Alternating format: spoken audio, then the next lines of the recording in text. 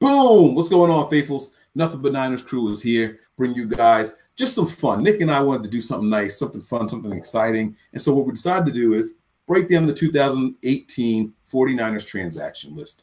All moves that we've made this offseason. We're going to take this all the way back to the present. All right, so before we get started, I want to let you guys know where to find us. You can find me on Twitter. My handle is 49ersMike_NF. All right, you can find the website, www.nothingbutniners.com. There you guys are going to find our Twitter page, which is Nothing But Nine, ERS. Same with the Snapchat. You guys can find the Facebook page, Nothing But Niners, and you guys can find the podcast there. Also, a plethora of articles, so you guys make sure you stop by there, enjoy that. Tell somebody else to check out the website, okay? We always ask you guys to hit the subscribe button, things like that. Check out the website, okay? Because the website's going to lead them right back here to the YouTube page. So, Nick, what's going on, baby? How you doing today? What's up, Mike? What's up, going? I'm ready to talk some Niners, man. These free agencies, moves, and just have a little fun, man, with the fans tonight. Get a little bit of fan interaction going on in there. I see all y'all that are in here. Niner Joe, Mark Espinoza, Herman Cruz. What's going on, people? I like that. I like that. Getting a lot of love already, man. We tried to let you guys know about half hour, 45 minutes ago on Twitter that we were going to be doing this. So hopefully you guys caught that notification. If not, it's very important. Like the people who are in here right now, you hit the subscribe button and then you hit the little notification so you know as soon as we go live. So we're about to tear this thing up, man. 2018 has been a hell of a year. But before we get into that, Nick, tell them your Twitter handle because I shared mine. It's only right that you let them know where to find you also. Yeah, you can find me over at Twitter at 49er49ER, faithful365. He's faithful all day long, guys. At least that's what he claims to be. He might be an undercover Seahawk fan or something. I don't know. Get the fuck out of here with that shit. I am a Sherman fan now, though. You see? He's already admitting it. All right, so look, let's go ahead and dig in this. I want to start by asking you a random question. And no, we did not show prep, guys. We said, here's the topic. Let's just go ahead and do it. So here we are. We're going to bring it to you guys live, raw, and real. So, Nick, if you had to pick a number of how many 2018 offseason transactions the 49ers have done, what do you think that number would be? 8. Just off the top of my head. 15. The answer is 15. The Really? 49ers, including re-signing some of their own people, have made 15 total transactions. And we're going to start from the very beginning of time, well, this offseason. We're going to take it all the way back to January 26th. And we're going to move forward through it all. We're going to reflect on each individual move. All right. So I got my list here. You keep your eye over there on the YouTube comments so we can make sure that we are bringing the full live interaction. Also, before we dig into this even more, did you say something about maybe possibly bringing the faithful on? Yeah, we could try to get to that tonight. Maybe if anybody wants to join us, jump on and just chit chat with us for a little bit.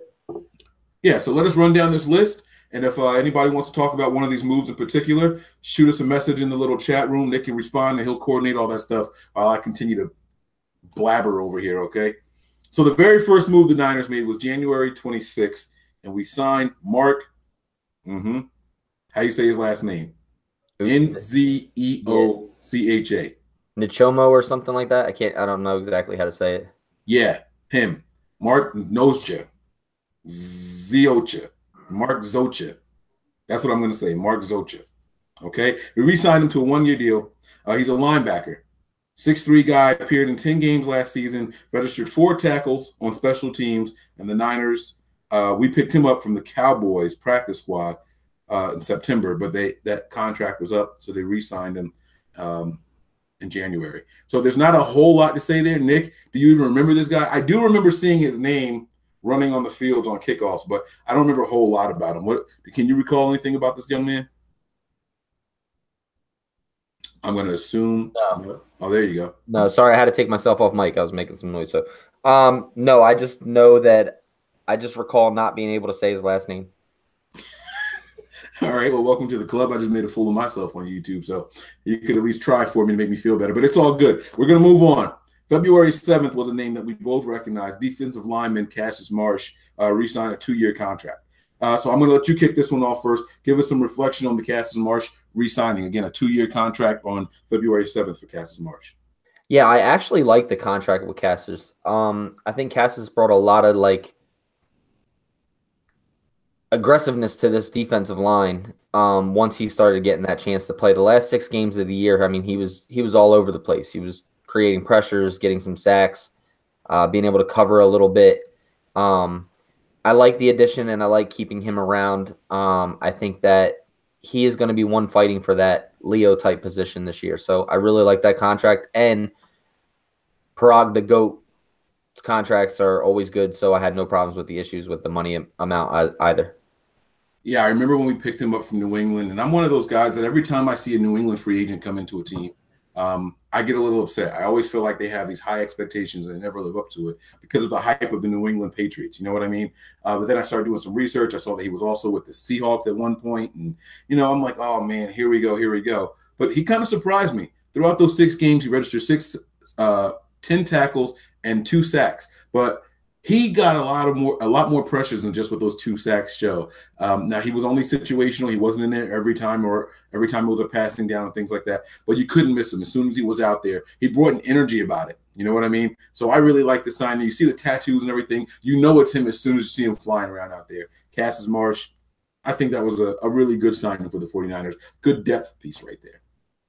All right. So in 6 games, he got 2 sacks. Had he played a full season, he ended up with about 5 or 6 sacks, which is around where our sack leader was. So I think this guy could be something if we gave him a bigger role. Sack leader who is no longer here. Mike praising the Lords and the gods and the Jesuses and the baby Jesuses and all of them. See, I wasn't even going to talk about the departures, but Elvis has left the building, ladies and gentlemen. He is out of here. And I couldn't be happier about it. I'm ready to see the youth come in there, man. I really am. I'm ready to see the youth. Maybe Cassius is the reason why he's gone. Ooh. All right. Here's the big one right here. February 8th, the day after Cassius Marsh gets his 2-year extension, the 49ers reach a 5-year agreement with quarterback Jimmy freaking Garoppolo. Nick, take it away, man. Well, I mean, if you're not excited about this, and, news broke today that Kyle Shanahan was in mourning when they made the trade for Jimmy Garoppolo because he had, quote unquote, some masterpiece in mind with Kirk Cousins. I am just like all the rest of the faithful. We talked about this during the offseason, the beginning of the offseason. We talked about this last year when Brian Hoyer was playing before the Jimmy Garoppolo trade. We have videos on it about how the Niners should go or what they should pay or how they should go after Kirk Cousins. I am thankful that we did not do it that way. I am thankful that we pulled the trigger on Jimmy Garoppolo, and he's only played 5 games. I understand that. But personally, I just like Garoppolo. His footwork could be worked on a little bit more because he throws off his back foot a lot, but that could have been being under pressure a lot. But overall, the contract, it seems like a big contract, but really we could cut him we could have him for 3 years and cut him the last 2 and lose barely any money. So another Parag, the GOAT Marate signing, and another good contract, and we're not really locked in, and now it's not a fully guaranteed contract. So now we look back at 5 years, $137.5 million, and you're like, it's okay because you got other quarterbacks that are making more, which we knew would happen. But Jimmy Garoppolo definitely strived in this offense. He definitely strived under Kyle Shanahan. He definitely made other players around him bigger and better. And I'm excited to see him with our receiving core this year with the addition of Pierre Garçon coming back from injury if healthy. And so I love the signing. And if you don't, I don't know what to tell anybody. Yeah, man. When we first signed him, when we first traded for him, I was like, all right, cool. Then you get to watch this young man grow in the system, and that's what was really impressive. Watching how he came in there. I remember that Bears game. If I'm not mistaken, we only punted once or twice that entire game. Now it was all field goals. We didn't get in the end zone at all the entire game, but you could see the offense looking how they were supposed to look, minus the finish line, minus getting in the end zone. And I was like, wow, okay. So I still tempered my expectations. I held back on the excitement because we've seen this before. We've seen a new quarterback get under center for a little bit and look good. I remember when C.J. Beathard came in that Washington game. I was there. And they pulled Brian Hoyer. They put C.J. Beathard in. And I was like, damn, like this kid might be okay. Then we saw what C.J. Beathard really was. Okay, it wasn't what it was cracked up to be. And so, yeah, I pulled back, my emotions, and I watched him continue to grow in the system. And the longer I watched him, the more I like Jimmy Garoppolo. And here's the thing. You step back and you go back, and like Nick was saying about how he was throwing poorly off his feet, never really set his feet and make his throws, and some of his passes were just wildly inaccurate. I mean, he finished the season with the 49ers at a 67% completion percentage. There were some drops in there. You can think of some big plays that really didn't happen that should have. The biggest one probably being that Carlos Hyde just stopped his run of the ball, and he was right there for the touchdown. But a lot of throws that Jimmy Garoppolo made were his fault. Some of the bad ones that he threw were his fault, and it's because of the footwork. That's something that he can work on. He can still improve. Believe it or not, Jimmy Garoppolo can still get a lot better, and that's damn exciting. So you give this guy this kind of contract for what he's done over his 7 games in the NFL, and you give him this contract for what he could potentially be and become. And based off of what we saw in just 5 games, he set a franchise record for a quarterback in their first 5 starts for his passing yards. That was 1,542 yards in his first 5 games, franchise record. That's with guys in here like Steve Young and Joe Montana and Jeff Garcia. I mean, franchise record, guys, 5 games, and he's just getting started. Like I said, a lot to improve on. You pay him for the potential. I really, really like the contract. The outs that Nick was talking about, after the 2nd year, we can go ahead and cut him on the 3rd year if something's not good, or, you know, we feel like there's someone else better for us, whatever the case is. Great contract, very, very good move for the team, and it's got free agents wanting to come in here, supposedly, right? Now, we didn't really see that. We'll get to that more, but supposedly people were like, oh, I want to play for the Niners. Yeah, and the best part of it, Mike, and what I'm more excited about is not the addition of adding Garcon back and the getting Kendrick Bourne to be able to excel in this offense. Is Jimmy G's going to know the whole playbook. And he played last year on 5 games with a limited playbook. He's going to know the whole playbook this year, so nothing's going to be out of reach. Nothing's going to be able to be taken from him. And hopefully he'll just be able to excel in it. Now, is he going to have some bad games? Absolutely. We gotta prepare ourselves for that. But overall, we do have a franchise quarterback as it sees right now. And overall, the contract was good. The ways that we can cut him if need be are good. And he just makes everybody around him better. And I'm excited for this move, man. Yeah, absolutely. Good move. I think everyone's going to agree with that. So let's move on from the exciting part, and let's get back to what happened next. So we get Jimmy Garoppolo, and now Jimmy Garoppolo has to have his guy. And that was February 14th on Valentine's Day. Red Day, the day of love. We give a 3-year extension to center Daniel Kilgore. I don't even know where to start. This was the first year that I can recall that Daniel Kilgore was healthy for all 16 games. I don't think he ever missed any games this year, and that was a positive for him because he was coming off of an injury last season. But we bring him in here. Now, we're not going to get to this later, so we can go ahead and get to it now. And just a couple of days later, he's out of here. So, Nick, your thoughts on how we give him a 3-year extension and then we just shipped him out to Miami? Well, Mike, I've never been a huge fan of Kilgore. The only thing that I was excited about was because Jimmy Garoppolo wanted him here, and they did the extension. Then some rumors came out of us trading him because of the fact that we asked him to move over to guard, and he denied to move over to guard. And so from there on out, everybody was like bashing, Kilgore. And I was included. I'm like, damn, this is the same as the Bowman shit. You know what I mean? You can't do what's best for the team. But come to find out, Daniel Kilgore tweeted out and said that was never true. Never was asked that. I think you did an apology over Twitter as well, Mike, about being wrong about that. But Daniel Kilgore, I don't know if it was just his injuries here for me, or the people that were around him before, or if just the people around him were so bad that it made him look bad. If you go back into the numbers, this year was actually a half-decent year for him. And maybe because I'm not a big fan of him, I would always pick out him when he was doing something wrong because I was constantly watching him like, Jesus Christ, Daniel Kilgore this, Daniel Kilgore that. But I think he's going to do well over in Miami. I think that John Lynch and them hooked him up and got him to go a place that he wants to go. But overall, man, I see why we did the trade, and I think Weston Richburg, who we added for him, took over his spot, is more of a get into space kind of type of center in this type of offense, which will be better for our offense overall. So I hate to see Daniel Kilgore go as much as I didn't like him. I thought that he brought stability to the line. But we'll have to see what happens. Yeah. Me personally, Daniel Kilgore was one of my favorite players on the team just because I saw the heart that he displayed.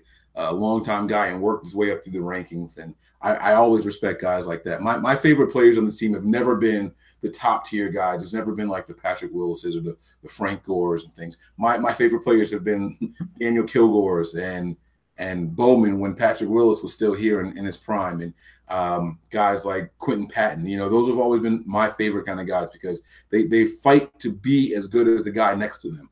And so I've always loved that about Daniel. Like you said, I heard it on a podcast that Matt Mayoko has a podcast, 49ers Insider Podcast. If you guys don't listen to that, you absolutely have to check that out. Got some great insight. And as a matter of fact, on the same podcast, he had Daniel Kilgore and Weston Richburg. So you get to hear both of the centers that should be for the 49ers on there. And yeah, Kilgore said that he never was even presented the opportunity to move over to guard or anything like that. The team just said, we're going to try to trade you. And if you listen to the episode with Matt Mayoko that I was just referencing, you can hear him saying how he was brought to tears multiple times over the fact that he wasn't going to be able to play with the 49ers. So he is a good guy. He's a good team first guy. But what's done is done. You got to make moves for the team and for the future. And that's what this team did. They felt they upgraded it and it was time to move on. The next signing happened February 27th. The 49ers gave a 2-year extension to offensive lineman Garry Gilliam. Now, this guy is a Garry Gilliam, not Gilliam, sorry. He is a tackle and a guard. He can play both positions. He came over from Seattle. Nick, your thoughts on Garry with 2 R's? I don't really have much to say about him. I guess I could kind of piggyback off what you're probably going to say, and you're probably going to say, like you said last year, it's an offensive lineman who has a piss poor line in Seattle, and they cut him and he didn't make it over there. What's he going to do for us? But he actually didn't play that bad when he needed to fill in this year. And I think that he can learn more, and I think that he will learn more from our offensive line coaches. And the deal isn't that bad. So it's an extension. It's depth. I think it's going to be competition, and I'm okay with it. All right. He came in when needed. He appeared in each of our first 8 games this season. He did get to start one game. I'm not going to beat around the bush. I don't care for the guy. I didn't like it when we picked him up in the beginning of the season last year, coming over from Seattle. Seattle is notorious for having a horrible offensive line. Why do we want their cast-offs? Wasn't excited about it then, not excited about it now. And everyone keeps telling me I'm being too hard on them. But that is the reason the 49ers will continue to pick up offensive linemen throughout the rest of this free agency period and the draft. So keep your eyes peeled for that, guys. All right. Enough about the G-Man, okay? No more GG, double G, Garry Gilliam. All right. March 8th, a much happier day. Something I was actually excited about. Something I was proud to see happen. The 49ers extend their wide receiver, Marquise Goodwin. They give him 3 years, man. Nick, I know you were excited about this one too. You have been praising this offensive unit, and that was without Garcon. As soon as you saw them and what they could do with Jimmy Garoppolo under center, you had nothing but positive things to say about this wide receiver group. So talk about the man who led the team in receiving with Jimmy Garoppolo and Marquise Goodwin. Yeah, I really, really like Goodwin. I've seen a lot of good traits in Goodwin, and the ability to be that leader and step up and work with, and you could see how his game even evolved with Jimmy Garoppolo under center, not only on the field, but also off field. If you watch like the FX or, the mic'd ups or things like that, you see Jimmy Garoppolo and him talking on the sidelines. You see them talking about route concepts, how to get open, ways to get open, things to do. Like, for example, he says, oh, cut your body this way because he has to swing his hips to get back. I'll put the ball right on you. You'll be right there. But overall, Marquise Goodwin was used completely insanely wrong in Buffalo. Everybody thought he was a Torrey Smith type guy, a deep burner, just past you, go for the deep ball. Now he can do that, yes. But the thing that helps him with his route running is the ability to have speed. Does he separate well? No. If he doesn't get that separation with the speed, he's not a very good separator. But slants, quick passes, the ability to cut in, to swing hips back out to go deep. His routes were very, very crisp this year. And not a lot of people take a look at that. But I really feel that this receiving core is better than we think. And it's not only – we can't say that in the beginning of the year because there was a lot of drops. There was a lot of this. There was a lot of that. But there's also a different quarterback behind the helm. So Jimmy Garoppolo makes these receivers better. I don't think, when everybody was screaming for Allen Robinson or Allen Hearns or Sammy Watkins, would I love to have that type of talent? Yes, I would. Do I think it's much needed? No. Do I think that red zone needs to be a little bit better? And I think that's where we struggled this year. And we all know that we struggled there this year. Yes, but I think this receiving core can get it done. Trent Taylor started coming around at the end of the season with red zone threat. George Kittle started being healthy, started being better in the red zone. Marquise Goodwin will be better. And then you're getting that beast of an Anquan Bolden, better hands, better speed type in Pierre Garçon. So, and then you have a speed in Kendrick Bourne. So I don't think we're hurting as bad at receiver, and I really, really love this receiving core. And I really think that Marquise Goodwin doesn't get as much credit as he should get. And I think that he's going to have even of a better year. I think I'll probably make a prediction right now that Garçon and Goodwin probably have over 1,100 yards receiving next year, both of them. Wow. That is a bold prediction. I hope you guys write that down. Make sure you guys add him on Twitter, 49er Faithful 365. Goodwin and Garçon with over 1,100 yards this next season. I don't see that happening. I love the Marquise Goodwin signing. I really, really do, and I think he's good. I think he's underrated. We came here, like you said, thinking that he was a one-trick pony, and he showed that if given the opportunity, he can step up and be a little bit more than that. I love that about him. But I do think that there will be more weapons on the field this year than just him. We had to depend on him. We kind of had to force him the ball because of the lack of experience and talent out there. And he stepped up to the plate, being our number one wide receiver. He stepped up to the plate. He pulled the double coverage, and he kept the safety over top and things like that. That's exactly what you want in a speedy guy. He benefited a lot from his speed, and people respected that. That was his way of backing people up off of him.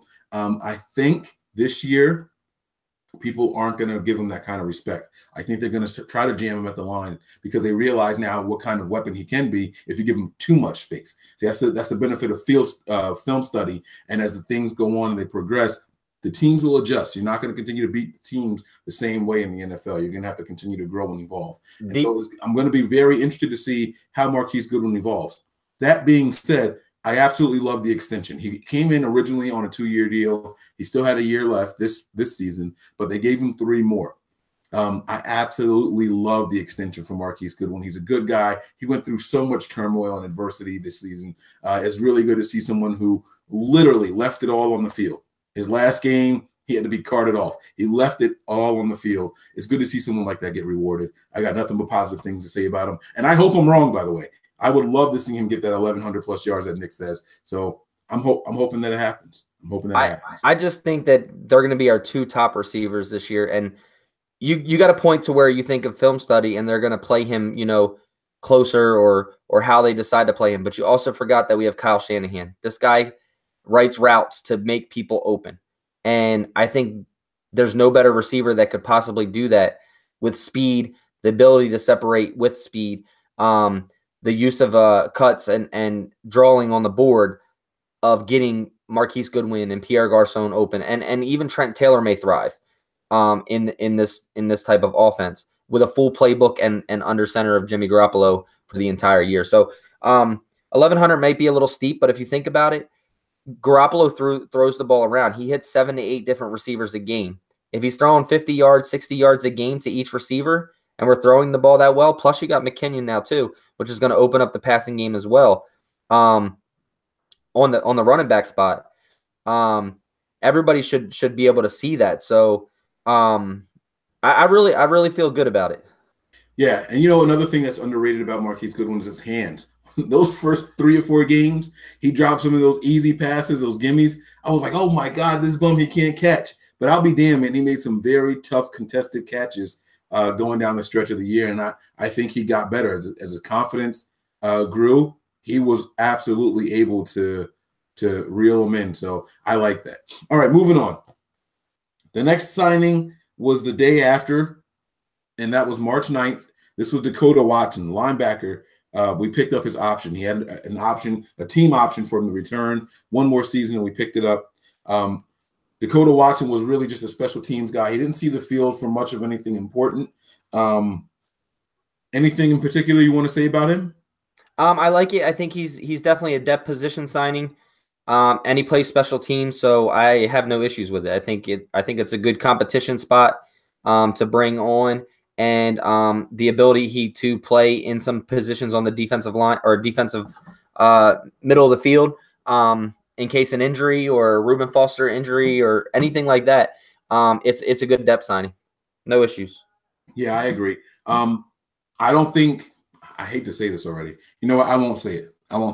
But it'll be interesting to see how his 49ers career progresses from here on out. This guy was drafted in 2010. He's 30 years old, and he's playing special teams. I would like to see the team get a little bit younger, a little bit faster at that position, specifically for the special teams need. So it'll be interesting to see what happens with him. I wasn't disappointed with him. I can't remember yelling at my screen, no, no, no, and that's a good thing. So if you're not standing out in a negative way on special teams, I'll assume that you did a decent job. So it's not a bad option for depth, but I would like to see some competition there. Yeah, all right. Definitely. Here we go. March 11th.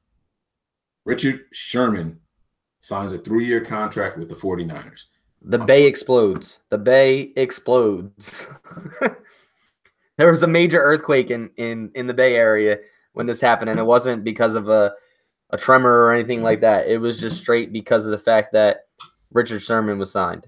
I personally, it's funny because Locked In Stewart had put out an article, and the picture was of Richard Sherman, and he was talking about possible cornerbacks that we pick up in free agency.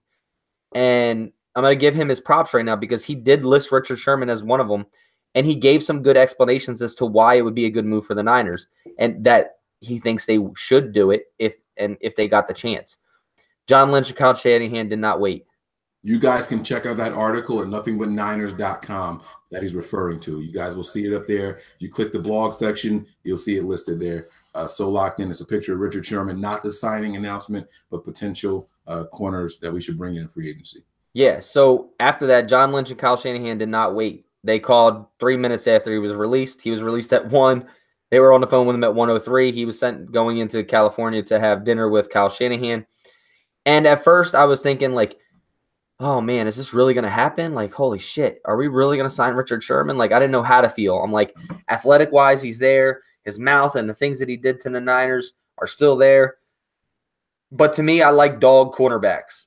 And that's why I was so hard on Kello last year in the beginning, because I'm like, this guy just, like, lays over. He's not getting on the field. He's not, you know what I mean? And you cannot deny this guy's play. I mean, he's first in all categories since 2011. I understand he's coming off an injury, but the way his contract is structured, it's a prove-it deal. It's, I'm going to be better, and I'm going to prove it to you, and if I can make this amount of money, and if I can't, I didn't put you guys in a financial situation either. So as far as him coming to the Bay, I'm going to love when we go visit them 12s. I really am. I think he definitely upgrades our defense one way or another. If he's playing at 80%, he still upgrades our position at corner because we needed a corner. We did it. We talked about this. We have a podcast dropping either tonight or tomorrow also. And you can hear more on DBs about that as well. So make sure you check that out on SoundCloud or iTunes, TuneIn, Stitcher, iHeartRadio, Google Play, wherever you listen to your pods at. But I'm not going to get too much into it, Mike. But overall, I was a little sketchy at first. I agree with the signing. I think it's a great signing for leadership role to teach Akello, to help Akello. And if he's playing at 80%, he's definitely going to make our defense better. This signing to me is the epitome of how John Lynch described our offseason. Aggressively prudent. They were super aggressive in the pursuit of Richard Sherman. Like you said, as soon as he was released, They're on the phone in 3 minutes. They bring him into the building. They did not let this man leave. Here's dinner. Here's our workout facility. Hey, here's our doctors. You know, they went through all of this in such a way that they did not want him to leave. They didn't want him entertaining other offers or anything like that. We saw on Twitter for a quick blip that Richard Sherman had a meeting scheduled with the Detroit Lions, and then that just vanished. That went away. You didn't hear anything else about that. The next thing you know, he signed. Now, here's where the prudent part comes in, all right? This was something that Parag and John Lynch worked on together, this contract, okay? Richard Sherman gave John Lynch his props. And someone said, oh, you were sitting there and you're doing your contract negotiations with Parag. He was like, don't exclude John from that. Lynch was in there too. Like, don't take him out of this, all right? They were prudent in protecting the team. You have to be safe. You have to be secure. We can't just come in here and give this guy $39 million. And if you look at his contract, most of it is incentives per game, you know what I mean? Performance, and then the accolades that come at the end of the season as far as All-Pro and Pro Bowl. So the team, were they aggressive? Absolutely. But were they prudent? Yes, they protected themselves. They were cautious in that sense of, we're not just going to give some guy a lot of money. And so that was the epitome of what John Lynch said about this free agency period overall. Aggressively prudent. I absolutely love the signing as far as what it means. As far as the person, Richard Sherman, I don't know, man.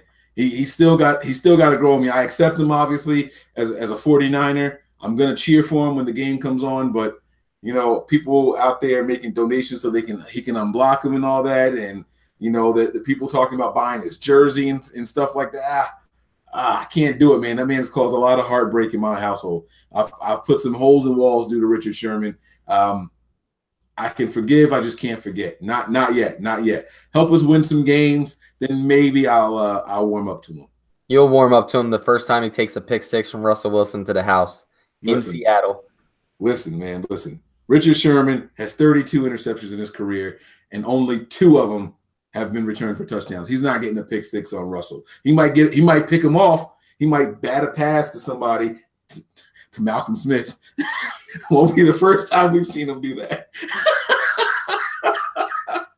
He might bat a pass to Malcolm Smith or something, but he's not taking a pick six. And then, all right, I'll warm up to him a little bit more. But overall, it's a good fit, man. Like, all jokes aside and all biases aside, he knows the system better than anybody. You know, and Pete Carroll's growing up over there with Pete Carroll and Gus Bradley and all those guys.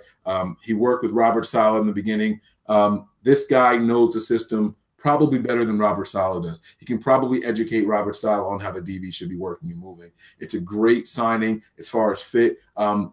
If the guys take to his tutelage, it'll be amazing what we can see from the secondary. I can't wait to see what Ahkello Witherspoon learned from him. Ahkello was already impressive to me by the end of the season. I can't wait to see what he is now, listening and learning from Richard Sherman. And Sherman is anxious and eager to give his knowledge to these young DBs that are going to be here. Great fit. And if he does come back healthy, it's an excellent signing. You take away from a division opponent, you weaken them, and you strengthen us. It's a double win. So it's a win-win. Yeah, definitely. I mean, I definitely agree with what you said. I mean, I personally just don't take the off-field antics. And I mean, like him calling Crabtree mediocre, well, I'm okay with that because Crabtree was mediocre. So look at you turning on us. No, come on, man. You know that's the truth, man. Come on. You know that's the truth, man. And he was an average to below average receiver in the NFL. God. Come on. Crabtree was the best wide receiver the 49ers had when he was on this team and when he was healthy. Okay, wide receiver. He wasn't the best receiver. What, Vernon Davis? Vernon Davis was way better than him. Okay, but he was the best wide receiver we had. Well, okay, you said wide receiver, but he wasn't the best pass catcher on this team. Wait. See, now I'm gonna test you here now that we're gonna go off schedule a little bit. So if Michael Crabtree was average or just okay, what does that make Pierre Garçon? Because he was on pace for exactly 1,000 yards this year. Nothing more, nothing less. Would you say that was just an okay season, or was Garçon impressive? They're two total different receivers, though. One is more of a physical receiver. One is going to be, I'm going to try to beat you type receiver. And Michael Crabtree couldn't go up and get the ball. He just couldn't. Tell me I'm lying. I'll debate you on this a little bit later. I want the show to continue, but you were in the middle of Richard Sherman stuff, so I'll apologize for cutting you off. Anyway, so if you're gonna hate him, I mean, I can see that you hate him because of what he's done to the Niners. Like, I completely agree with you, but that wasn't all on Sherman either. I mean, that play, it went from the play call to the 2 times throwing it, the first down, still trying to throw it. You got Frank Gore just ran a 55-yard run downfield, and we pulled a Seattle not running a Marshawn Lynch type deal without running Frank Gore. And Sherman made a great play on it. Huh? You talking about the Super Bowl? Yeah. But I'm just saying, like, Gore just ran us down there. We even had Hyde. He could have came in and pounded what we have Hyde. No, we didn't have a Hyde that year. LaMichael James came in. Yeah, LaMichael James. But then he made a great play. But the thing that pissed him off, and it probably would have pissed me off too, is they were both heated at the moment, and Sherman walks up to Crabtree and says, "Good game," and he basically pushed him and told him to get out of his face. That's what pissed him off. I mean, any of us in that type of moment probably would have done the same thing as Crabtree. Like, no, dude, whatever. Get out of here, because he was pissed off. We all know Crabtree didn't like Cap, so Crab was probably pissed off about that too. But you see it. I mean, you see that tenacity in Richard Sherman and the way he plays, and he plays with anger, and it's on the field. And when I want that type of player on our team. I don't give a shit who he talks shit to. We're talking about Navarro Bowman walked up and ripped signs out of people's hands and ripped them out. It's the same type of shit, and Niners fans were loving it. But when it happened to us, they were all pissed off. So you can't deny the guy's talent, though. And he definitely makes our team better. And he's definitely should be able to help us win a few games, maybe, 2 or 3 games, maybe a game by himself, or, makes a big play or something like that if they come to his side. The only thing I'm worried about is people not really testing him, or testing him in the beginning to see how healthy he is, and then turning the reins all on Akello and putting everything on Akello. That's the only thing that worries me about the signing. Sherman's definitely going to get tested early and often. And if he's back to form, people will fall back on that, but I'm not going to lie. I was really impressed with Akello, so I like the outside. All right, we spent enough time on that. I know you're checking the comments over there. I'm going to move on unless you want me to stop. All right, I'm going to keep going here. Yeah, go ahead. All right, so on March 12th, we did 2 signings. One was the 1-year exclusive tender being signed by Raheem Mostert. All right, Mostert didn't have a very impactful year as far as what he did on the field. But I'll tell you what, if one player made a difference with their absence, I would argue that Raheem Mostert was the biggest difference maker. Our special teams was garbage in his absence. The first, 2 or 3 weeks, I think the special teams looked really, really good. And then when Mostert got injured, you could see the difference. It was night and day. The coverage units on kickoffs were horrible. Punts, they were horrible. He was always one of the first guys down there, definitely the first guy to make contact. And if he didn't bring them down with the tackle, he held them long enough for someone else to come and finish the job. So your thoughts on Raheem Mostert signing his 1-year exclusive rights tender? First off, after he went down, our special teams was not garbage. It was dookie. I was going to say, what? You got to get that right. It was dookie. Big difference when he was on the field in special teams, on special teams. I like the signing. I think Raheem Mostert could really be a complimentary back in this league. I really do. I think he's physical. I think he has good speed. He can break to the outside. He can run between tackles. And I think this is a great depth signing as well, not only for just special teams, but I think if something happens to a Breida or a McKinnon, this guy can step in, and I don't really think he's a good pass catching back. And him and Joe Williams are going to battle it out this year, man. I'm telling you, those two are going to battle it out, and whoever can overcome on special teams is going to make this team. And I just don't see with Williams with the special teams. And we fought about this all year long last year, that when I said he wasn't going to make the 53, and you guys all like, you don't waste a 3rd-round pick on, whatever, on a running back. Well, John Lynch gave up a 4th-round pick for Capri Bibbs. He didn't make the team. So it's all competition in Kyle Shanahan's world. So, and I think that special teams is a very, very important position on the field. And I think Raheem Mostert is an ace at that. He kind of reminds me of like a Kasim Osgood type player, where special teams, he was just a beast. And I like the signing. I can't argue with it. Yeah. Yeah, I hear you, man. He played in only 11 games, and he got injured during the 11th game. The thing about him was that even though he missed the last 5 games, he still led the team in special teams tackles. So that shows you how good he was on special teams and the difference that he made. So I like the signing. I wasn't really impressed with him carrying the ball, but it was also with our worst offensive line because he never got in there with the ones. You know what I mean? So, I mean, I'll reserve judgment on that, but I was happy to see him come back. I was. Same day, the 49ers pick up a free agent punter, okay? Jeff Locke, or Locke. I don't know how it's pronounced, but there's an E at the end of it, so I'm going to say Locke. All right? Gilliam. This guy was originally drafted in the 5th round by the Minnesota Vikings a couple of years ago, and he's here. So we don't have much. I'm not going to waste a lot of time on it. He's going to be a camp leg. He's going to be pushing Bradley Pinion to the limits. Make sure Pinion's on his P's and Q's. Both of them are here for the same amount of time now. This 1 year left, and we'll see what happens. Is there anything you want to add to that? No, I really like Bradley Pinion. I think that this is a competition move, and I hope that we re-sign Bradley.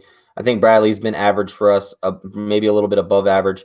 His first year, he was a little bit inconsistent, but he's definitely stepped up, and I like to keep special teams together. So hopefully we can get him. Hopefully we can lock him up. Okay, I agree. March 14th is the next day on the calendar, and this day is the day that I like to call the future. This day was all about the future of the 49ers here. There were 3 signings here. I'm going to start with the smallest of those signings, which I don't even think was that small, and that was the Brock Coyle signing. 3-year contract for Brock Coyle. Let's start there. And I'm going to, again, this is all about the future of the team. The reason I'm going to kick this one off. The reason I call Brock Coyle a future piece of this team, he's pivotal to the future, is because we need someone who knows the system. Not only that, Brock Coyle played okay. He wasn't anything stellar, nothing spectacular. He missed some plays, and Reuben Foster was there to clean up for him and things like that. But Brock Coyle is versatile enough to play both of those inside linebacker positions, and we don't know what's going to happen with Reuben Foster. Like it, love it, or hate it, Reuben Foster is in some trouble this offseason, and so it's important that, yes, we have Malcolm Smith coming back, but we don't know what he's going to be on the field. So we need something that's constant, something that we know for sure, and Brock Coyle getting this 3-year deal tells me that he's good there. He also plays special teams, so I like the signing of Brock Coyle for 3 years. Nick? I love the Brock Coyle move, man. I actually kind of fell in love with a little bit of Brock Coyle at the end, in the middle of the year. He's not your flashy type linebacker. He's not your Navarro Bowman's, your Reuben Foster's, but he can fill in. He can play the game that it needs to be played. He's going to miss some tackles. All linebackers do. But overall, he stepped in a big role. He didn't make mistakes that cost us games. He didn't make mistakes that like Corey Lemonnier would do, or what the hell's the other douchebag's name? Can't believe you just said Corey Lemonnier. Jesus Christ. I'm just saying. Give me another. What was the other guy's name? I'm having a brain fart. Huh? Eli Harold? Oh, Eli Harold. We can say Eli Harold. But I'm talking linebacker last year. Who was it? What was he supposed to do? He was a linebacker. He just missed he had no idea where he was at. Will Hoyt. You're talking about Will Hoyt. No, not Will Hoyt. I'll think of it. I'll get off subject and I'll bring it back. But anyway, he's not a depth signing. He's a fill-in, and he plays special teams. And I don't think that we lose much. I don't want to say we'd lose much. Don't lose much, because we do lose some tenacity from Reuben Foster to Brock Coyle. Don't get me wrong there. But he can step in and fill that role and play that role and not cost us any games. So I like that signing. While you're doing that, I'm going to go over some of these comments real quick. Let's just go over a couple of these. Wait, really quick. Were you talking about Nick Ballore? That's it, Nick Ballore. Okay, all right. Okay. I couldn't think of his name. I was having a brain fart because I hate that dude. But Nick Ballore, he's not a Nick Ballore. He's, you know what I mean? He's not like, oh shit, Nick Ballore is going to come in and he's like this. Yo, you know what's funny about this? You hated Nick Ballore so much that you couldn't remember a guy's name who has the same name as you. Yeah. Dude, I can't stand that guy, bro. Like, I'm serious. Like, he's like looking around. The ball's like, he's just running around in circles. Like, he's putting something in the oven and shit, like patty cake. But, all right, I'm sorry. You said you wanted to go over some comments. My bad. Go ahead and get to the comments real quick. Yeah, I'm going to scroll up a little bit here. Someone said, I'd rather have Sherman than Crabtree. Believe that. True that. Somebody said, sign Marcus Rush. Ray says, hate-love relationship with Sherman. Eternal Creator. This is a good one. He says, this draft will be better than last year's. That's going to be hard to top. I disagree so much. Last year's draft is going to be hard to top. Cowboys King 23, what's up? Eternal Creators like me last year, man. You say we're going 13-3. Jet and Cheetah in the house. Sherman, my hate disappeared in one day. Watson was one of our only Sams on the roster. He's a scheme fit and he plays special teams. Goodwin was good at the end because he was playing a number 1 role, but this year he will be a 3 depending on the draft or a 2. Watson is just there for depth. I am okay with the contract. Kendrick Bourne is a beast. I disagree. I think Goodwin is going to have a real good year. Running backs in place and all. With the addition of McKinnon, the screen game about to be nuts. Running backs we have, teams will have to go nickel to match up, even in 21 personnel. They'll truly have to play honest at the line of scrimmage and in the box. That's very true. That's from Kev Mitchell. Niner Vega, what's up? Sweet and Sour, what's going on? Troy White, what's up? LZ. A lot of talk about Rombo in here. Rombo's got a great show, guys. Definitely has a great show. Saying we should, they're all saying we should hook up with Rombo. People should follow Rombo, which you should. You should follow Rombo. You should follow all 49ers avenues. But they're not like nothing but Niners. So all good shows though. Talk your shit, Nick. Talk your shit, baby. So it's all good and dandy, man. It's all good and dandy. You can get your 49er. I listen to all kinds of different podcasts as well, but I can re-listen to ours, and it still sounds the best. So either way, this year's draft is going to be better than last year's. Reason why we feel Edmonds up so many holes in free agency, so we go best player available. Here, let me tackle this really quick while you scan through some of those comments. That's pretty much all. I scrolled through a lot of them. So the reason I say this year's draft isn't going to be as good, and it's not that players aren't going to be good, right? But we got pretty much production from almost every single draft pick. Peter Taumapinu was one guy who didn't touch the field and do anything, and I feel like there's one other guy, and I can't remember who it was. Joe Williams. Yes, that's it. Joe Williams. And he was on IR. So everybody who was healthy except Peter was able to contribute.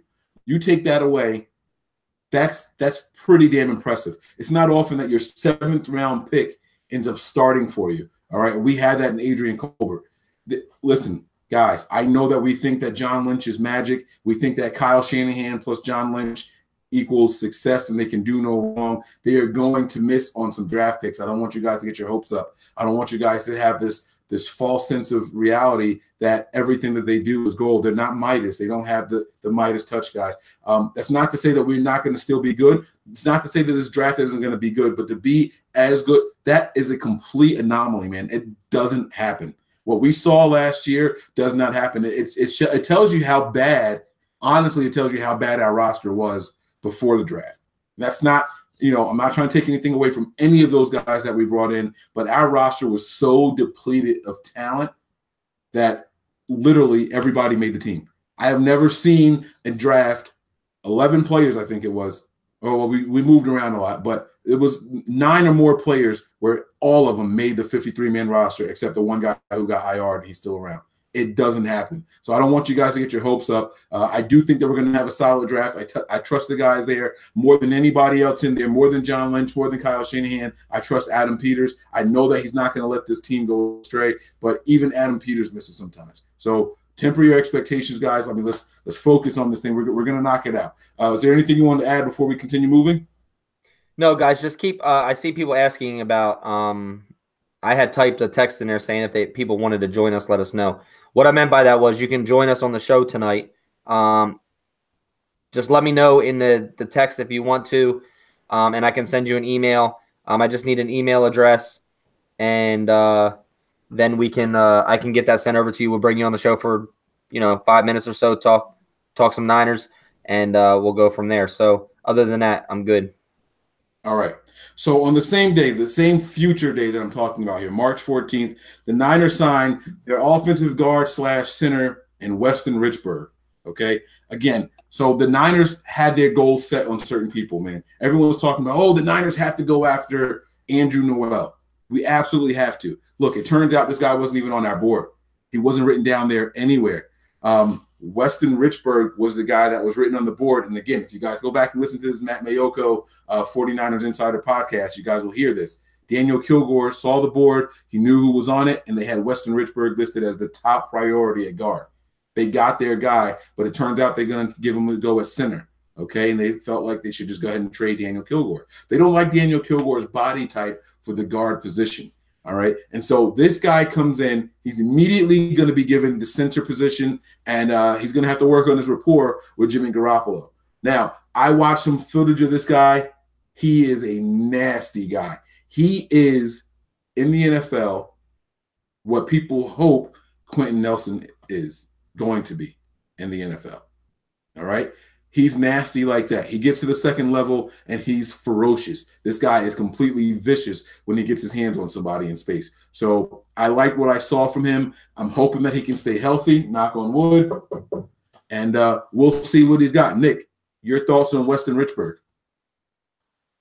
Unmute. I like him. I like him the way he plays in space, and that's what I was saying earlier when I was talking about Daniel Kilgore. This guy can move and get to the second level. He can get to the shade. He's a hell of a puller.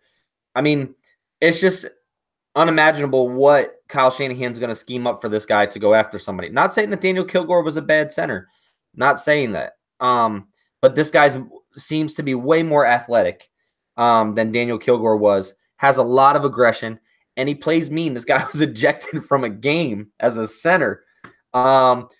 Basically putting people on their asses, man. A lot of pancake blocks. He drives guys to the ground. I love to see it. I think it's going to help, especially with a smaller running back now that we have. And I love the signing. And grade-wise, he was better than what we had. So it was an upgrade. It's not a downgrade. We're not going from Daniel Kilgore to Zane Beatles. So we're good. I'm good with it. All right. We're going to leave it at that. I can't wait to see this guy get on the field, man. I really, really can't. All right. And the last signing on this day, again, the day of the future, the day this day is going to make the 49ers who they are. All right. And this last one was running back Jerick McKinnon. Okay. Jerick McKinnon signed a 4-year contract with the San Francisco 49ers. And listen, I'll be honest with you. This guy's stats, statistically, what he did in Minnesota wasn't all that impressive. All right. But it's about ability. Okay. If you take a step back and you look at what Marquise Goodwin did in 4 years in Buffalo, he beat all of that this one season with the 49ers. So you can't just sit there and say, well, look at what they did before. That's what's going to happen here. People don't bring their stats with them. I say that all the time about really good players, and I say that about really bad players. They don't bring their stats with them. You think about Jimmy Graham and what he was doing with Drew Brees in New Orleans, and then everyone was like, oh, my God, the Seahawks got Jimmy Graham. They're going to be unstoppable. Jimmy Graham was a shell of himself because they don't run the same kind of offense. They're not utilized the same way. The way Kyle Shanahan is going to utilize Jerick McKinnon is going to make everybody want to run out and immediately grab this jersey. What is he going to be, number 28? 28. He's going to be number 28. This guy is going to be a lot of fun to watch. In the pass game, in the run game, his feet are so excellent, man. I've been watching these videos that he's posting on Twitter. This guy's feet, man, oh my God. It looks like someone is like lighting his ass on fire and he's like doing, like his feet are phenomenal, man. I can't wait to see this guy play. I'm sorry. Yo, there's one video I posted like right after he signed his big deal. He was back out training and his footwork was incredible. The thing that stands out to me the most, though, on him is his patience running into the hole. The patience, the ability to see the hole, be able to change directions, to change the hole. He's small, so the way he gets down and gets through the hole, and he doesn't shy away from contact. As small as he is, he doesn't shy away from contact. I don't think he was used correctly. I mean, just because of who was in front of him in Minnesota. This kid has the athletic ability to be a 3-down back. Size-wise, scares me a little bit. But you can't hit what you can't catch. So this guy's a hell of a runner on the outside, loves the outside zone. He can run between tackles, and he catches the hell out of the ball. I mean, I've seen him line up as receiver. I've seen him line up tight, close to the line of scrimmage, to the tight end. I've seen him line up in the slot. I've seen him all over the place. And if you go and watch these films on him, like I said, the thing that impresses me the most is, A, his patience in the hole, and B, the top end speed is blazing. Yeah. You know what? I think he gets his patience from being a former quarterback. He's like got the I got to stand in the pocket and wait till I see something mentalities. It's embedded in him. This guy is so freaking athletic, man. I mean, holy smokes. I can't wait to see this guy play. How often do you see a guy go from quarterback to running back / wide receiver? He's going to be special, man. And he plays special teams. I don't know if they're going to put him out there or not, but he plays special teams also. This guy is so electric that you want to get the ball in his hands as much as possible. And I can't wait to see it happen, man. I'm just going to go ahead and move on because I don't. The biggest downfall to that a lot of people are complaining about with these two contracts, the Richburg and the McKinnon contract, is that we overpaid. Now, if you look at the way the contract's structured, we didn't overpay.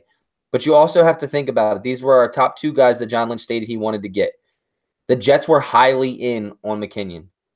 The Niners did what they had to do to get him. McKinnon, yeah. So Jerick McKinnon was highly sought after by the Jets.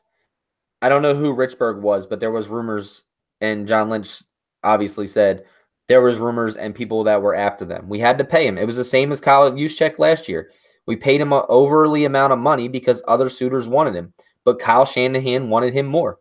So it's not our money, guys. It doesn't matter if it is our money. Listen, man. All right. Here's the bottom line. If you want something bad enough, you go and get it. Okay. If you go to a car dealership and the exact car that you want is there and they have it listed at a certain price and you and another buyer are there, guess who they're going to sell it to? The person willing to pay the most money. Whoever they can make the most commission off of is going to be the person who gets that car. And I hate to talk about that and make this comparison about these guys if they're automobiles, but they are going. This is a vehicle. This offense is a vehicle, and you have to get the right guys. You want to protect your quarterback, and you want to make that running game better. The running game was nothing special last year. We struggled getting to the second level. You know what I mean? This team was just okay running the ball. They want this team to be good. They want this team to be great at running the ball. And they know that they have to revamp this offensive line. They need athletes out there, not just big bodies. It's not a power run scheme where you can just build a wall and plow forward slowly. They want guys to block, shed the block, and get up to the second level where the linebackers are. And in order to do that, you have to go and get the right guys. And you have to have the right guys to see the holes that are being made also so that they can hit those holes and get to the second level with the ball in their hands. You're going to have to overpay for certain pieces, for certain guys. The same people who are saying that we overpaid for these guys are probably the same people who are mad that we didn't get the guys like Allen Robinson or Sammy Watkins. Well, guess what? In order to get those guys, those teams had to overpay also because it was a bidding war for all these guys. So you get your guy, you pay him what you think is fair. He made just a little bit more than Carlos Hyde. So it's not like we paid him some ridiculous amount of money. You know what I mean? He's getting half, literally half of what the guy in Pittsburgh is getting. Okay, so it's not that bad of a deal. All right, so we can't beat ourselves up about that. Yeah. So just real quick, to Nighthawk, I did send you that email to join us, just so Mike knows that we're going to be having a guest soon. And yeah, I don't think it's overpaying, man. I think it's what the contract was asking for. It's what the players were going for, and to me, you get what you need. You get what you want in your system. You don't settle and pay somebody that you really don't want, but you go out and you pay somebody that you really want. And obviously, the Niners really wanted him, and I have complete 100% faith in what Kyle Shanahan and John Lynch are doing. So I'm okay with it. I'm excited to see him run, man. Yeah. Cheetah and Jet, back at it. Run and catch everything. Uniting that backfield. Give me, God damn it, I can't. All right, let's move on. The next day, there was another signing, and this was something that actually got a lot of burn in the NFL circles, and I was surprised about that. So on March 15, we signed defensive lineman Jeremiah Attaochu. All right, now this guy hasn't done a whole lot in his career. Attaochu was someone who is full of potential. This guy is Tank Carradine, all right, coming out in the draft, just full of potential. This is the guy that everyone wanted and knew that he was going to be completely special. But it hasn't panned out. He's had injury after injury. He's kind of moved around from the Chargers. So now here he comes to the 49ers. Nick, what were your thoughts on this signing? First off, I was like, how the hell you say this guy's name? Attaochu. Look at that. Oh, shit. Did I say it right that first time? Yeah, you did. Oh, shit. What? I like the signing. I think that he was pushed out of position because of some other players that they have there. Joey Bosa's and, such like that. So I think that he will bring maybe that Leo type thing. This isn't going to stop us from drafting somebody or stopping Cassius Marsh from playing, but it's depth on the D-line. It's a competition. He's staying in California. And I mean, I like some of the tape that I watched from him. So I'm not too sold on him yet, but I'm also not too down on him yet. So I'm in between. This is the only signing that I was a little iffy about, other than the Sherman one, but I wasn't iffy about that for talent. And I think it'll be okay. If he's good, he's going to make the team. If he's not, I trust Kyle, and Kyle's not going to put people on the 53 that shouldn't be here. Yeah, this guy has played 4 seasons, but in those 4 seasons, he's only played about 38 games. And in those 38 games, he's got 10 sacks in total. He's got forced fumbles, things like that. This guy can be a force. He's just got to stay healthy and get into a groove. If you break that down, the 38 games, he's averaging almost 5 sacks a year. I'm just talking about sacks. I'm not talking about quarterback pressures because those are the numbers that we have readily available to us. This guy can be a force. He's got to stay healthy and he's got to be comfortable and he's got to be utilized the right way. Hopefully, this staff is the one that can do that. All right. So Jeremiah Attaochu, I saw people like Steve Weish tweeting about, wow, the Niners really got a good guy in this one. So national media guys were talking about under the radar signing the 49ers got, and I can't believe the praise that this move got. So I'm hoping we're not turning into the Patriots where no matter who we pick up, no matter who we sign, the national media is going to be praising us. I hope that's not the case because I don't want that to happen. I don't want things getting to our heads, and I want this team to continue to acquire really good talent. Other than that, though, I had nothing bad to say about it. I hope that this guy can get his life together. He's got a great story, he and his family. If you guys go to YouTube and type in his name, there's a video about how his father and his father came over from Africa and they settled in here and they had to apply for scholarships for school, and it was him and 2 other people, 2 other siblings, and he was the only one that could get into the high school and things like that, and how the coach pushed him and it led him to a good college and so on and so. It's a really touching story. You guys should check that out. Just type in Jeremiah Attaochu on YouTube and you'll see the video that I'm talking about there.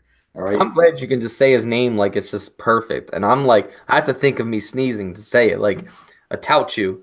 Like I have to think. You know how long it's been taking me to get it, and you're just like spit it out like it's fucking perfect. I practiced it. Practiced it. Meanwhile, I couldn't get the other guy's name that we signed back in January. You're like driving around work like Attaochu. So. Kevin, just real quick, Kev Mitchell, I sent you the email as well. So, go ahead and check that, click that link, hop on in. Also, Mike, big question before we move on real quick. Do you guys think the 49ers should trade up or down from Brunell Jacobs? Say that again? So Brunell Jacobs writes, do you guys think the 49ers should trade up or down? In the draft. Or stay put?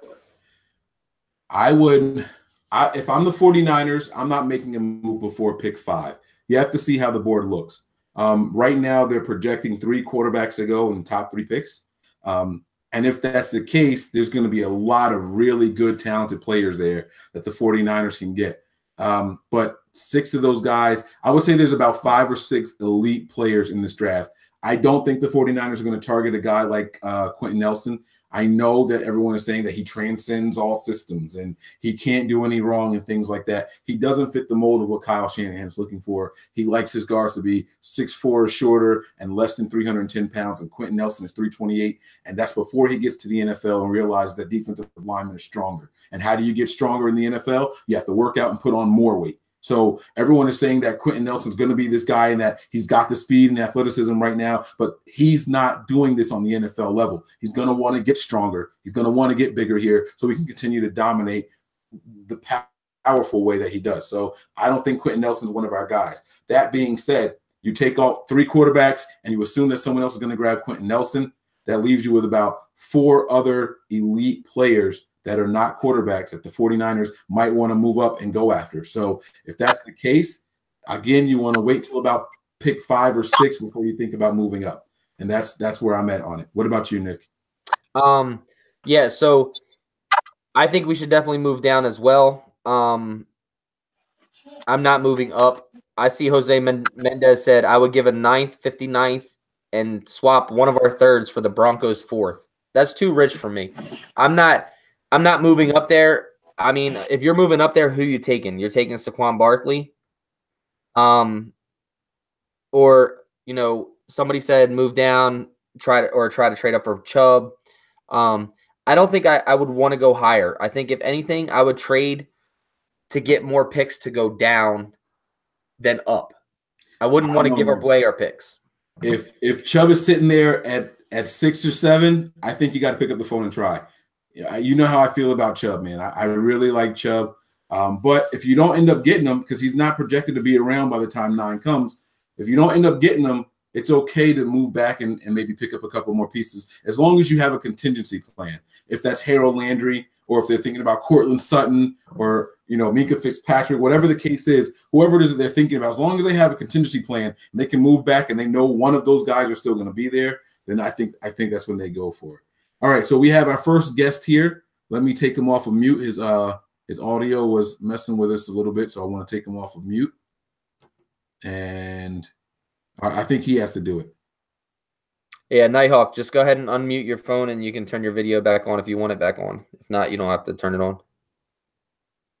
I wonder if I did the hard mute and it won't let him take it off of mute.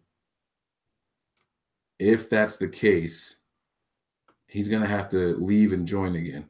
Oh, there he is. He's off of mute. Hello? Yeah, we got you. Hey, what's up? What's going on, buddy? Oh, how you doing, man? I'm doing good. I'm looking forward to 4-now season. It's looking good. So what's your outlook on this offseason so far? All the moves we've made. Well, the pick I like is Sherman. That's a good pick. Who was that? I said Sherman. Richard Sherman is a good pick. Is he still there? No, I said Richard Sherman is a good pick. Oh, Sherman, yeah. So how'd you feel when the 49ers first signed Richard Sherman? Were you a little apprehensive about it? Did you feel like we shouldn't have got him because you hate him? Well, at first I was, but now I'm used to it. I hear that. All right. And what about the center that we picked up in Weston Richburg from the Giants? Yeah, he's good too. I like him too. Okay. What do you think the Niners? One last question, Nighthawk, and I appreciate you joining us, man. I really appreciate all the fan support that we get. You watching us as well, always commenting and stuff like that. But where do you see the Niners staying at 9, or do you see us moving up or trading back? Well, I think they might trade up. But I don't know. But like I said, Shanahan, it's up to him who he want to do. So if you were Kyle Shanahan today, would you trade up? And if you would trade up, who would you go after? Who would you be trying to trade up for? Well, if I traded up, I would go for Barkley, the running back. Okay, Saquon Barkley. Okay. Yeah. If I had to trade up.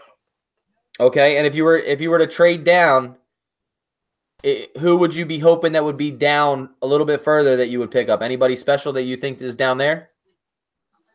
Well, I'm not sure who's out there. Yeah, it's going to depend on how the board falls. It's kind of hard to predict dropping back into the draft and who you would be getting. I would imagine it will be like a wide receiver, like a Cortland Sutton. I think you're not going to take a Cortland Sutton at 9, but if you want to trade back, 15 or so, then maybe you get someone like that. You know what I mean? Nighthawk, was there anything else that you wanted to say, or you want any social media? Do you want to tell people where to find you or anything like that? Well, they could find me on YouTube and Facebook.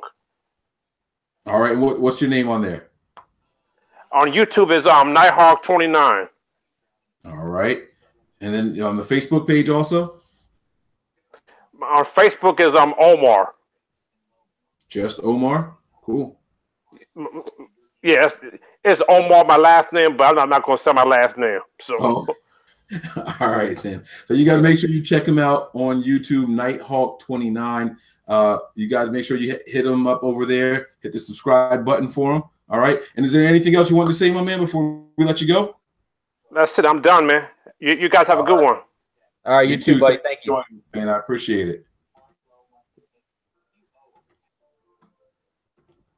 All right. So that was our first guest on there. He likes Bradley, not Bradley Chubb. Look at me. He likes Saquon Barkley. Can you imagine the Niners going him up and picking him up? Yeah, man. I mean, it's going to be a little scary. I mean, I'm not sure if we're going to go up for somebody like that, but listen, man, the Niners do need another running back. I know how excited we were about the Jerick McKinnon and everything like that, but the Niners need a running back because we don't have that grinder. We don't have that 3rd-and-1 guy.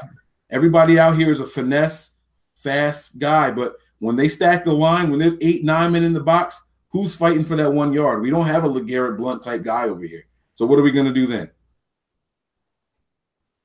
It's going to. I still, I mean, as special as he is, man, I just think what we would have to lose to move up to that position to get them, to me, is just not worth it. I hear you. That's the only thing that scares me. If we were at 6 or 5 and he was there, yeah, you're definitely going to take him. But if you got to give up your 1st-round pick, a 2nd, and maybe a 3rd, or 2 second, or a 2nd, a 3rd, and maybe even a 4th, it's not worth it. You're taking away from your future. I hear that, man. Especially with a guy who can generate and create offense like a Kyle Shanahan. Now, all right, so let's. Just one thing though, if we were a running back away from winning a Super Bowl, and we didn't need to continue to build this team, absolutely do it. But I would not do it right now. Yeah, no, I'm with you on that. All right, so listen, man. The last move that we got to talk about is March 20th, and that is when the 49ers signed to a 1-year contract guard Jonathan Cooper. Now, this just happened, and I'm seeing a lot of mixed reviews. So before I speak my piece, I'm going to hand the floor to you, Nick, so you can say whatever it is that you could possibly think to say about Jonathan Cooper. All right, so Jonathan Cooper was replaced on a line and was beat out. He also is coming off of a concussion. But overall, we needed a guard position. He's somebody who will play well in this system, somebody who can play that position in this system well, and if he's healthy. And overall, I mean, it's a position that we needed to fill. Am I saying that it's going to steer us away from somebody in the draft or possibly still a free agent, or if he's going to even start there over, Tomlinson or I'm having a brain fart again. Tomlinson or whatever. Magnuson. There we go. Eric Magnuson. It's going to be competition. Best man win. That's basically what it is. The contract wasn't that big. It's a 1-year deal. It's basically a prove it deal. And I have no problems with it. All right. So then I guess my question then, all right, you know what? I'm not even going to ask the question. Look, man, I just don't think this guy is any good. The 1-year contract says so. I think he's brought in for depth just to be a body here with the team. I can't imagine him coming in here and producing or beating out Eric Magnuson. I really don't see that happening. That's my opinion on it. I think a lot of people are hyped because he's coming from the Dallas Cowboys and he started some games there. Yeah, that's all true and all, but let's not pretend like he started there because he was good. He was starting because the Cowboys had injuries. That's why he was in that lineup. And if you guys know anything about me, I used to tweet for 49ers Gab account. Well, I have some buddies at other Gab accounts, and the Cowboys Gab account I called him up and I'm asking him for his feedback on it. He's like, oh my God, because we were on the phone when the Niners signed him. And I said, I got to go do a breaking news thing. And so when he called me back, he was like, you got off the phone with me to say that, to announce to the world that you guys stole our guard? Like we joked about it and everything. And I noticed that was the only thing that he said about it. You stole our guard. He wasn't upset about it. He wasn't like, oh man, we should have brought him back or anything like that. He didn't say any of that kind of stuff. So I'm like, well, then what's the deal with him? Like, what's your opinion on it? He was like, not going to miss it. You know, he was out there. He had a pretty simple job. He didn't really do it that well. Good luck with it. And the 1-year deal speaks to that as well. I think that is important. I say it all the time, every time we sign someone, that we got to pay attention to the contract. The contract is going to let you know what the teams think about these guys. And the 1-year contract for him says that he's here for a camp body. I don't see him panning out to be anything more than that. All right, we are joined now by another guest. So, Jimmy, what's going on, buddy? How are you? Pretty good. Oh man, you better be careful out there driving, man. Be careful, all right? So, oh yeah, I'm cool. All right. Let me ask you some questions, man. The 49ers offseason so far, if you had to give it a letter grade, what would you give it? Why?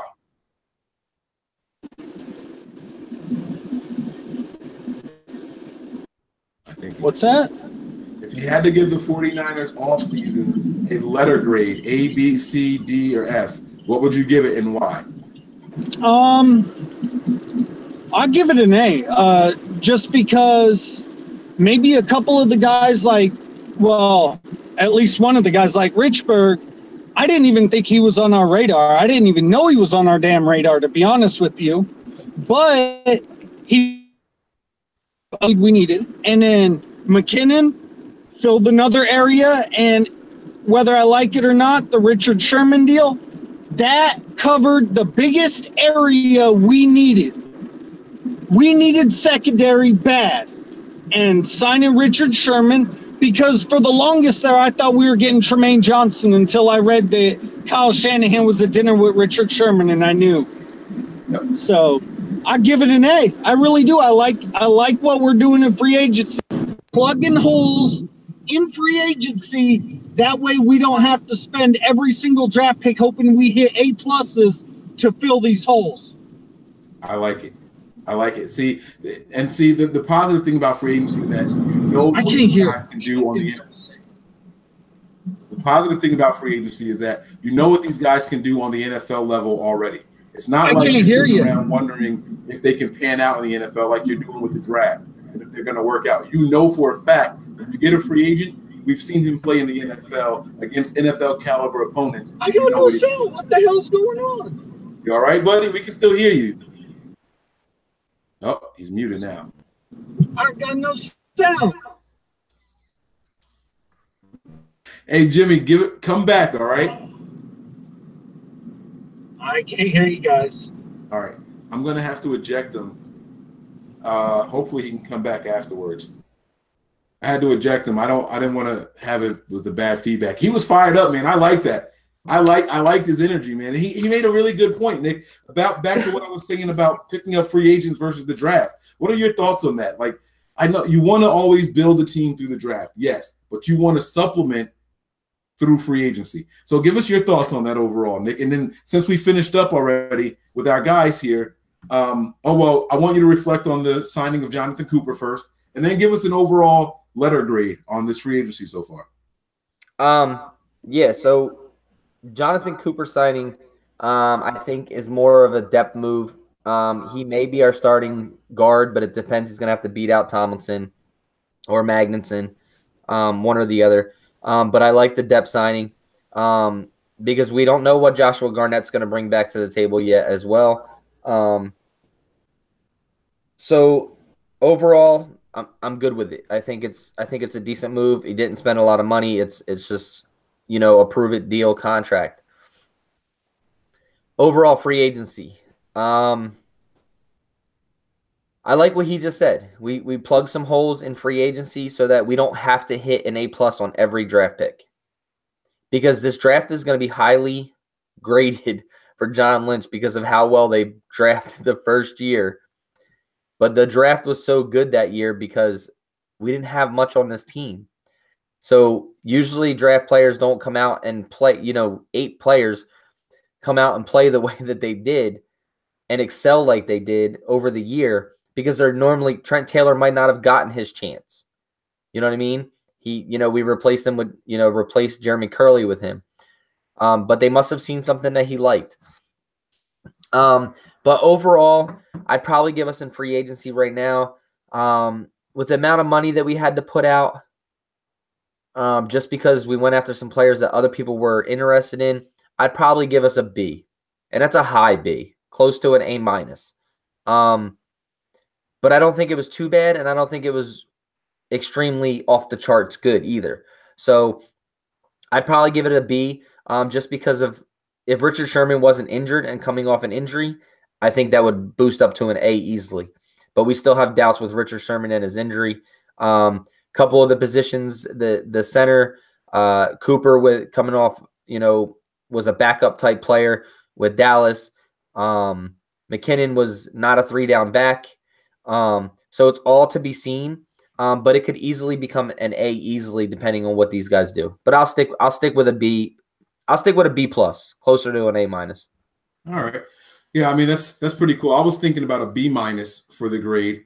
I would have liked let me start with the negatives first. The reason I'm so hard on the team with a B- is because I would have liked to see us get some more people who I felt, again, this is me personally, I felt like we didn't address the red zone needs. We can obviously do that in the draft, but those are unproven guys. I would have liked for us to go out and get a cheap signee who was 6'3" or bigger, and Dante Moncrief or Tyler Eifert coming off of injury. I felt like we could have got these guys on discounts. You know what I mean? Allen Robinson was going to cost a lot. So I'm not mad that we didn't get a guy like that. But hell, I mean, as much as I didn't think we needed him, even Jordy Nelson, I thought was someone that we should have been at least interested in. We didn't make any moves on things like that. And also, I thought I wanted to hear about the Niners being interested in the top pass rushers on the market. You didn't hear about the Niners being interested in guys like Ziggy Ansah. I wouldn't want Ziggy Ansah, don't get me wrong, but I wish I heard rumors that we were interested in guys like him. And those things we didn't hear. The biggest need for this team right now are pass rush. Going into this offseason, it was pass rush, corner, running back, offensive lineman. Well, guess what? Like my man Jimmy was just saying on here before his reception cut out, we addressed corner. If Richard Sherman is healthy, that is an A+ signing. Nick said so himself just then also. We addressed running back. With McKinnon, he is a perfect fit for what Kyle Shanahan wants to do. And we addressed offensive linemen. I still think we need to bring in one more that we plan on being here. That's also with me assuming that Joshua Garnett is going to pan out. But I still feel like we need one more guard, okay? One more guard, possibly a backup tackle because Joe Staley's age and Trent Brown's health. So we need to get another tackle in the mix also, all right? But we addressed a lot of big needs for this team. Pass rush is one that's left out over, and that's going to be the one that I'm assuming we're going to hit first in the draft, in the first round. So I'm hoping that we do that. But so far this offseason, like I said, it's a B-, just because I didn't hear about us being attached to certain people. I feel like this team didn't even knock on certain doors. You know, people were talking about the Andrew Noel thing, right? And I get it. He's not a fit. But my point is, other than the agents leaking, oh, the Niners are interested, it came out. It was proven that, no, we weren't. We never even picked up the phone to call this guy. So those are the kind of things I'm talking about. As desperate as we were for offensive linemen and good offensive linemen, we didn't even pick up the phone to call them. Now, they got their guy, so it works out. But I would have liked to see us at least just inquire. It can't hurt to say, hey, what's the cost? Okay, no thanks. So that's that. Now, the positives about it, the reason why it's not an F because of that, but like I said, we filled a lot of needs that this team absolutely had to get.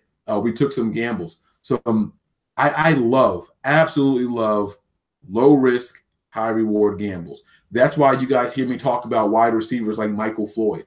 He's going to come in here dirt cheap, but the ceiling for a type of player like that is through the roof. You know what I mean? Richard Sherman, that $5 million guaranteed money that he's got, that's pennies in the bucket. That's nothing. All right. But if he comes back healthy, through the roof. You know what I mean? Same thing with our center/guard in Weston Richburg. He's coming back off of a concussion. I couldn't stand the signing when I first read up on him because the last thing I heard was he had a concussion in like week 5 or 6 or something like that, and he never played again. You're telling me that we picked up a guy who was concussed all season? Turns out, upon further research, that he wasn't really concussed that long. He was healthy. The Giants liked what they had going forward, and they weren't going to bring him back, so they let the other guy continue to play. I like that. Low risk, high reward type deals. I love that. So you know what? I love it so much. I'm going to give us a flat out B, not a B minus. I'm going to bump it up a little bit more. And here's the kicker. Here's why I'm going to leave it at a B. All right, the salary cap that's left over. Okay, so the salary cap reports that you guys are going to read right now are going to be a little weird because you guys have to remember that we have to build up to a 90-man roster. All right, but the salary cap numbers are final once we get back down to the 53 or the top 51. Okay, so those are the numbers that you have to pay attention to. There's 2 different salary cap figures right here that I'm going to share with you guys. The first one is $36.5 million. All right, that's as we stand right now. But if you look at the top 51 players, so not the guys on the 1-year contracts or the people who the 49ers don't expect to make the team. If you look at the top 51 players, we have $46.5 million left. All right. That's a lot of money to carry over into next season for free agency when we have to sign guys like Buckner and Jaquiski Tart. You know what I mean? When we have to sign like Trent Brown. So that's a lot of money left over to take care of the guys in-house and still be players for a key piece or two when we're ready to make our Super Bowl push next season. So that's my final grade. I'm going to give us a B. Is there anything else you want to add, Nick? No, I mean, I agree with you to an extent. And like I said, I'm going to give us a B as well, closer to an A minus, because of the way that the contracts were structured and us going after positions that we thought were – that not specifically us thought were in need, because everybody wanted Allen Robinson. They all wanted this big body wide receiver. You know I'm not big on that. I think our receiving core is average in the NFL. I think that we can win with them how we are. I didn't want to drop that type of bank and hurt us on Allen Robinson, Sammy Watkins. Would I take it? Yeah. If it was there and we took it, would I be fine with it? Absolutely. Same thing I am with the Sherman deal. Sherman deal, like I said, if he wasn't injured, coming off an injury, we signed him, it'd probably push up to an A because it was a well-needed position that we need. But you got to remember, guys, you don't build a team in free agency. You build a team in the draft. You plug some holes with free agency to get you over that. You draft and hope that they work out, and not all draftees work out. So I like the moves that we made. I'm not against it, and I'm not 100% with it. I'm about, I'd say 90% with it. So I'd say a B, like I said, depending on the grading system. But, yeah, Mike, I mean, other than that, man, I'm excited about what we have right now for this year, and I think that the number one need that we have to do is pass rush. You guys will hear that on our next on our podcast that we're going to be dropping as well. But other than that, I think we're good. Yo, and then the last thing, the most random person the 49ers are still paying, this guy is still accounting for dead cat money. I don't even remember him being on the 49ers, I swear to God. I mean, I see guys like Quentin Dial on here. I see guys like Jeremy Curley on here. You know what I mean? Will Redmond's still on here. None of those guys are the surprising guy. Matt Barkley. Oh, like, yo, I don't even remember seeing Matt Barkley in preseason. Like, he was from Chip Kelly era. Yeah, I know, but like, I don't remember him doing shit for the Niners, and the fact that we're still paying this guy is mind-boggling to me. Oh my God! All right, anyway, I just thought that was random, but yeah, we're up out of here, guys. Nick, take us home, baby. Let's get up out of here, man. Yeah, guys, make sure you give us hit that subscribe button down there, hit that like button. Make sure you set the bell for notifications because we bring you all breaking news. We have shows all the time. just make sure you are a subscriber. Check us out. Come join us. We love the fan interaction. You can check us out at nothingbutniners.com. Check that out. You can find all our avenues of our podcast there. Kev, once again, apologize for you not being able to get back in. We'll get you on another show, I promise, if you're watching still. Because he had sent an email, said it wasn't allowing him to rejoin. So not a big deal. We'll get you on the next one. But, guys, man, it's going to be fun, interesting. It's going to be a good season. I have a lot of faith in everything that's going on. I give it an overall B. And make sure you check out that podcast that will be dropping soon at SoundCloud, iTunes, TuneIn, Stitcher, iHeartRadio, Google Play. You can follow me on Twitter at 49erfaithful365. You can follow Mike at Twitter at 49ers_Mike NF. No, 49ers. Go ahead, Mike, say it. 49ers Mike _NF. NF. And I won't give you his other account because you don't want to follow that one. But you can also find us on Twitter at NothingBut9ERS, as well as Snapchat. You can find us on Instagram, Nothing But Niners, Facebook group page, Nothing But Niners. We are everywhere, guys. Check out nothingbutniners.com, and you can find us all our avenues there. And above all else, stay faithful. We out.